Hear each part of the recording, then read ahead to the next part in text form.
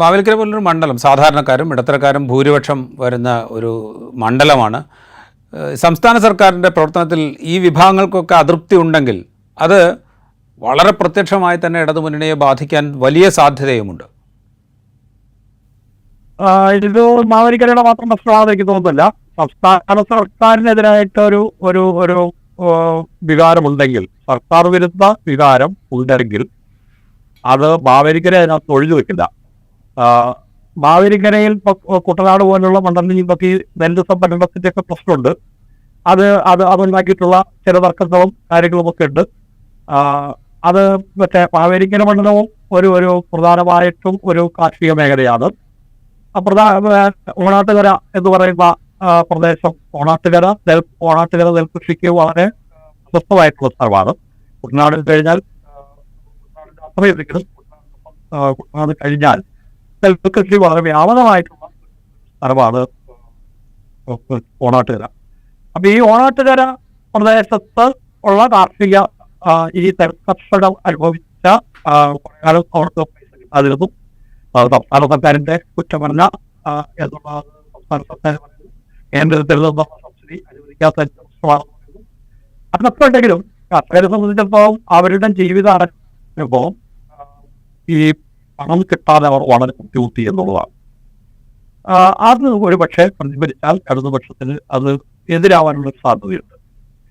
പിന്നെ പക്ഷേ ഞാനത് മറ്റൊരു രീതിയിൽ നോക്കാനും കൂടി ആഗ്രഹിക്കുകയാണ്. നമ്മുടെ പാർലമെന്റ് ഇലക്ഷനുകൾക്ക് നിയമസഭാ വോട്ടിംഗ് പാറ്റേണുമായി കുറെ കാലത്തെ ഇലക്ഷനുകൾക്ക് പരിശോധിച്ചാൽ നമുക്കറിയാം. അത് നിയമസഭാ ഇലക്ഷന്റെ ഒരു വോട്ടിംഗ് രീതിയല്ല പാർലമെന്റിൽ പലപ്പോഴും കാണാൻ പറ്റുക. പ്രധാനമായും ദേശീയ രാഷ്ട്രീയമാണ് അതിൽ വരാറുള്ളത്. 2004 മുതലുള്ള ഇലക്ഷൻ എടുത്തു കഴിഞ്ഞാൽ 2004 വാജ്പേയി സർക്കാരിന് ശേഷമുള്ള ബി ജെ പി സർക്കാരിനെ ഒഴിവാക്കണം എന്നാഗ്രഹിച്ചു. ആ സമയത്ത് കേരളത്തിൽ LDF UDF മത്സരിച്ചെങ്കിൽ തന്നെ തൊട്ടപ്പുറത്ത് കന്യാകുമാരി ജില്ലയിൽ ഹർകിഷൻ സിംഗ് സുർജിത്തും സോണിയാഗാന്ധിയും ഒരുമിച്ചിരുന്നുള്ള വനിതാ അവിടെ CPM സ്ഥാനാർത്ഥിയായിരുന്നു. സ്ഥാനാർത്ഥിക്ക് വേണ്ടി സോണിയാഗാന്ധി വരുന്നു. ഇവരൊരേ വേദി പങ്കിടുന്ന പടങ്ങളൊക്കെ നമ്മുടെ പത്രങ്ങൾ വരികയും സമ്മാനിതാർക്കും കേരളത്തിൽ മുഴുവൻ ആളുകൾക്കും ഇതിന് പക്ഷേ കേന്ദ്രത്തിൽ ഒരുപക്ഷെ ഞാൻ വിചാരിക്കുന്നത് ഒരു UPA സർക്കാരുണ്ടായാൽ അതിൽ ഇടതുപക്ഷം CPM ഒരുപക്ഷെ അതിൽ മന്ത്രിസഭയിൽ വരെ ഉണ്ടാവും എന്ന് ജനങ്ങൾ ആലോചിച്ചിട്ടുണ്ടാവും. ആ തെരഞ്ഞെടുപ്പിൽ 18 സീറ്റ് ഇടതുമുന്നണിക്കാണ് കിട്ടി. അത് കഴിഞ്ഞാൽ നമുക്കറിയാം 2009 UPA സർക്കാരിൽ നിന്നുള്ള പിന്തുണ ഇടതുമുന്നണി പിൻവലിച്ചു. അതാവട്ടെ അത്രയൊന്നും സാമാന്യ ജനങ്ങളെ സംബന്ധിച്ചിടത്തോളം പ്രസക്തമല്ലാതിരുന്ന ഒരു വിഷയമാണ്. അതായത് അമേരിക്കൻ ആണവ നിലയം വരുന്നു, അമേരിക്കയുമായി ആണവ കരാർ ഒപ്പിട്ടു എന്നുള്ള പേരിലാണ് 2009 ഇടതുപക്ഷം UPA സർക്കാരിനുള്ള പിന്തുണ പ്രഖ്യാപിക്കുന്നു. അവർ മുന്നണി അല്ലാതെ മത്സരിച്ചു. പക്ഷേ ആ സർക്കാർ ഇടതുപക്ഷത്തിന്റെ പോലെ സാന്നിധ്യം കൊണ്ട് ഇടതുപക്ഷത്തിന്റെ സാന്നിധ്യം കൂടി ഉണ്ടായിരുന്നുകൊണ്ട് വളരെയധികം തമിഴ്നാടുകൾ ചെയ്യുകയും ആ സർക്കാർ വീണ്ടും വരികയും ചെയ്തു. അതിന് വന്നപ്പോ ഇവിടെ 4 സീറ്റ് മാത്രമാണ് ഇടതുപക്ഷത്തിന് കിട്ടിയത്. അത് കഴിഞ്ഞ 2014 ആയപ്പോ സംഭവം ഈ പറയുന്ന UPA രണ്ടാം സർക്കാരിനെ കുറിച്ചിട്ട് വളരെ വളരെ ആഴത്തിലുള്ള വളരെ വ്യാപകമായിട്ടുള്ള അഴിമതി ആരോപണങ്ങൾ വരികയും ആ അഴിമതിയുടെ ഒരു നിലയിലാണ് നമുക്കറിയാം നരേന്ദ്രമോദി ജയിച്ചു വരുന്നത്. അന്ന് കേരളത്തിൽ അപ്പൊ അത് ദേശീയ രാഷ്ട്രീയത്തിന് ആരെ എന്നുള്ളൊരു തർക്കം അല്ലെങ്കിൽ ഒരു സംശയം നിലനിർന്ന ഒരു സാഹചര്യത്തിൽ 12 സീറ്റ് UDF കിട്ടി, 8 സീറ്റ് LDF കിട്ടി. ഇത്തവണ 2019 ഉണ്ടായിരുന്ന പ്രധാന വിഷയം കോൺഗ്രസ് ഏറ്റവും വലിയ ഒറ്റകക്ഷിയായിരുന്നെങ്കിൽ BJP ആണ് ഏറ്റവും വലിയ ഒറ്റകക്ഷി ആവുന്നത് എങ്കിൽ വീണ്ടും BJP സർക്കാർ വന്നേക്കാം. ഇപ്പൊ കേരളത്തിന് പൊതുവെ ഒരു BJP വിരുദ്ധ, അതായത് ഒരു മതേതരത്വ രാഷ്ട്രീയത്തോടൊപ്പം കിട്ടുന്ന സ്വഭാവം കേരളത്തിലെ ജനങ്ങൾ കാണിക്കുന്നുണ്ട്. അതുകൊണ്ട് ആ BJP വിരുദ്ധത വന്നും അപ്പോ കോൺഗ്രസ് ആവണം ഏറ്റവും വലിയ ഒറ്റകക്ഷി. ആ നിലയ്ക്ക് തന്നെ UDFന്റെ പ്രചരണവും ഉണ്ടായി. വന്നപ്പോ 19 സീറ്റും UDFിന് തന്നെ കിട്ടി.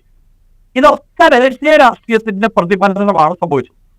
ഞാൻ കരുതുന്നില്ല 2019 ഒരു ഒരു ഒരു രാഷ്ട്രീയ ചിത്രമാണ് ഇപ്പൊ കേരളത്തിലുള്ളത്.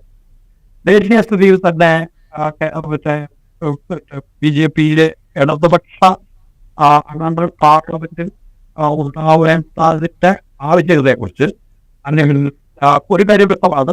ഇടതുപക്ഷം ഇവിടെ ജയിച്ചാലും LDF ജയിച്ചാലും UDF ജയിച്ചാലും 20 പേര് ഇവിടുന്ന് ജയിക്കുന്നുണ്ടെങ്കിൽ 20 പേരും ഓരോ രാഹുൽ ഗാന്ധിയാണ് നേതാവെങ്കിൽ ഏതായാലും ഇന്ത്യ മുന്നണിക്കൊപ്പമായിരിക്കും എന്നുണ്ട്. കഴിഞ്ഞ തവണത്തെ പോലെ കോൺഗ്രസ് എല്ലാ സീറ്റിലും ജയിച്ചുകൊള്ളണം എന്ന് അല്ലെങ്കിൽ ഏറ്റവും ാണ്. അപ്പൊ അത്ര ഒരു രാഷ്ട്രീയ സാഹചര്യമൊക്കെ നമുക്ക് ഈ ഇലക്ഷനിൽ പ്രതിഫലിക്കാനുള്ള സാധ്യതയുണ്ട്. ഇത് കേരളത്തിലെമ്പാടും പ്രതിഫലിക്കുന്നതാണ്. അത്തരം ഒരു സാഹചര്യം നിലനിൽക്കുന്നതുകൊണ്ട് അതിന്റെ സ്വാധീനമായിരിക്കും ഏറ്റവും കൂടുതലായി. അതല്ല ജനങ്ങൾ ചിന്തിക്കുന്നത് കോൺഗ്രസ് തന്നെ ഏറ്റവും കൂടുതൽ സീറ്റുമായിട്ട് കോൺഗ്രസ് സംസ്ഥാന കാര്യമായി അല്ലെങ്കിൽ അന്നാലും BJP ഏതാണ് ജനങ്ങൾ ചിന്തിക്കുന്നതെങ്കിൽ കഴിഞ്ഞ ഏതായാലും കഴിഞ്ഞ നമുക്ക് ഇലക്ഷൻ ഫീൽഡിൽ ഇറങ്ങുമ്പോൾ നമുക്ക് മനസ്സിലാവുന്ന ഒരു കാര്യം അത്ര വലിയൊരു കോൺഗ്രസ് അനുകൂല ഘടകം കോൺഗ്രസിലും അല്ലെങ്കിൽ UDF കൂടുതൽ സീറ്റുകൾ കിട്ടാനുള്ള സാധ്യത ഉണ്ടാവാം. അപ്പൊ അത്തരത്തിലുള്ള രാഷ്ട്രീയ സാഹചര്യത്തിലാണ് നിൽക്കുന്നത്. അങ്ങനെ വരുമ്പോ പറഞ്ഞതിന്റെ കാര്യം എന്താണെന്ന് വെച്ചാൽ കേരളത്തിലെ ഒരു സർക്കാരിനെതിരായിട്ടുള്ള വികാരമാവില്ല കേരളത്തിലെ ഈ പാർലമെന്റ് പ്രതിഫലിക്കുക. അതുതന്നെയായിരിക്കും പാവനിക്കരെ സ്ഥിതി. പക്ഷെ അത് മുഴുവൻ നിലനിർത്തുകയും പാവനിക്കരയ്ക്ക് പ്രത്യേകമായിട്ട് പണിക്കുത്തി സുരേഷ് അവരെ ഇത്രയും കാലമായിട്ടുള്ള വ്യക്തിയാണ്. അദ്ദേഹത്തിന്റെ അതുകൊണ്ട് തന്നെ വലിയ സ്വാധീനമുണ്ട്.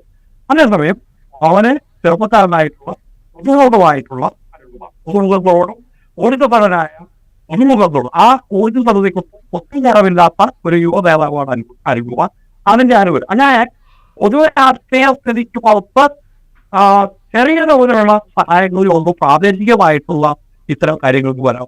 പക്ഷെ അതും സ്വാധീനം തന്നെയാണ്.